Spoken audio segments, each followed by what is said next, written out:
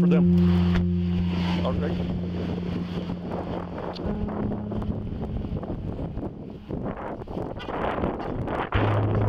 We're working together right away, so we're going through and through on her. Up. We went through and through on her, so the chest. Until he gets back down to Corporal, I need you to know who's in charge. Everybody stops what they're doing right now. This is a crime scene. Les images que vous venez de voir, elles viennent de la bodycam du policier qui est intervenu sur le tournage Rust avec pour le rôle titre Alec Baldwin. Si certains savent déjà de quoi on va parler aujourd'hui, pour d'autres je dois vous informer qu'on va parler de l'histoire d'un triste meurtre. Salut en personne, bienvenue dans cette nouvelle vidéo, et justement en parlant de vidéo, celle-ci aura nécessité beaucoup d'écriture, beaucoup de montage afin que je puisse être le plus complet et le plus compréhensible possible. Alors like, abonne-toi, tu sais ce qu'il faut faire pour soutenir cette chaîne, et puis revenons sur la vidéo. C'est parti. Je pense que vous avez été nombreux à entendre parler de cette histoire parce qu'elle a été beaucoup médiatisée au moment des faits.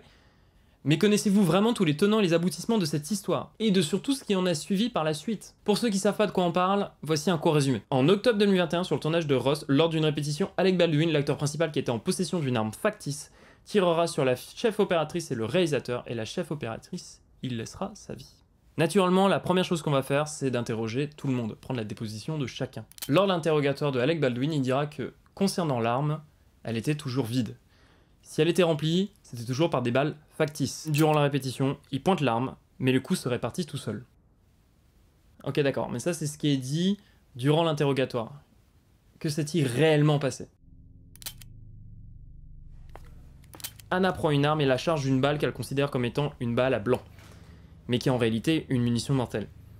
Elle donne l'arme à l'assistant réalisateur, qui était la dernière rambarde de sécurité. Il devait s'assurer que la balle était bien factice, ce qui ne fera pas. L'arme revient aux mains d'Alec Baldwin, qui pour les besoins de la répétition lève le bras, et pour une raison qui reste encore à déterminer, il actionnera la gâchette.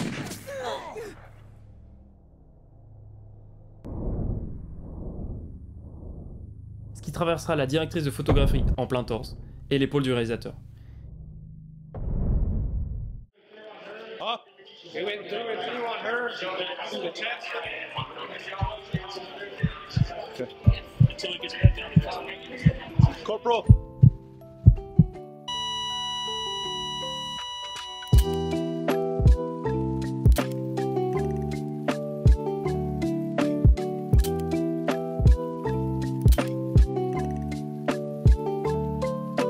Le tournage de Rust a repris au printemps 2023 avec en plus la préparation d'un documentaire sur les coulisses du tournage et sur les travaux de la défunte directrice de la photographie. Un premier procès concernant Dave Hale aura lieu, qui d'ailleurs c'était pas la première fois qu'il aura ce petit souci là. En 2019, il sera immédiatement renvoyé de Freedom Path après qu'un membre de l'équipe technique a été blessé par une arme à feu, ce qui jouera d'autant plus contre lui. Il sera accusé d'homicide involontaire de ne pas avoir vérifié l'arme à feu avant de la tendre à Alec Baldwin. Il l'a reconnu et il sera condamné à 6 mois de sursis. Puis il y aura un deuxième procès, celui-ci beaucoup plus compliqué, concernant l'armurière. La défense de l'armurière sera de dénoncer les contraintes imposées par l'assistant réalisateur Dave Hall. Il avait refusé qu'elle vérifie les armes le matin même de l'accident, avançant un manque de temps. Ce qui pourrait par ailleurs dénoncer quand même un tournage sous contrainte par les producteurs, dont Alec Baldwin fait partie en plus d'être acteur. Elle est soupçonnée de falsifier les preuves parce qu'elle aurait donné un sachet contenant de la cocaïne à un collègue pour que les enquêteurs le trouvent pas. Je reste bien dans le conditionnel parce qu'il n'y a aucune preuve, et d'ailleurs c'est pas ça qui va être le plus reproché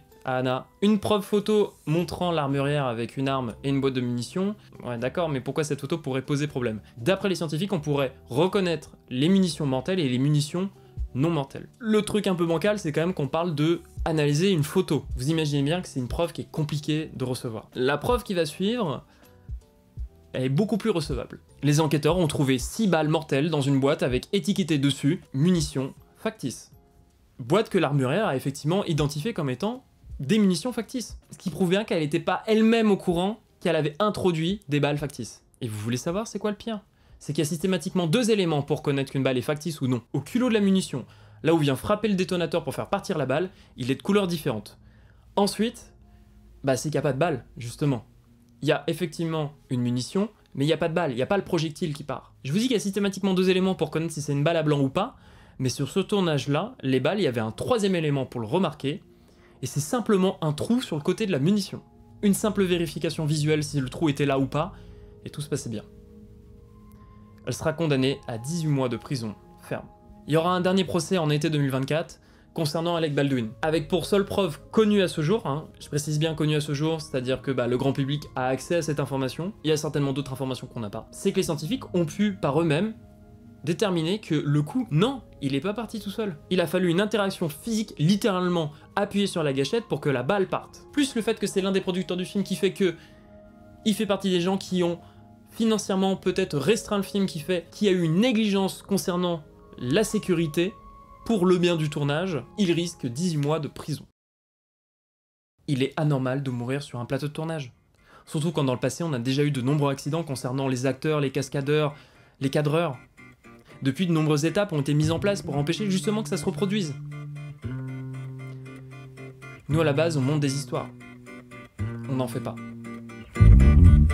Looking for you, alone in the dark, focused on melodies. Need to feel you, dance with you through the crowd of possibilities.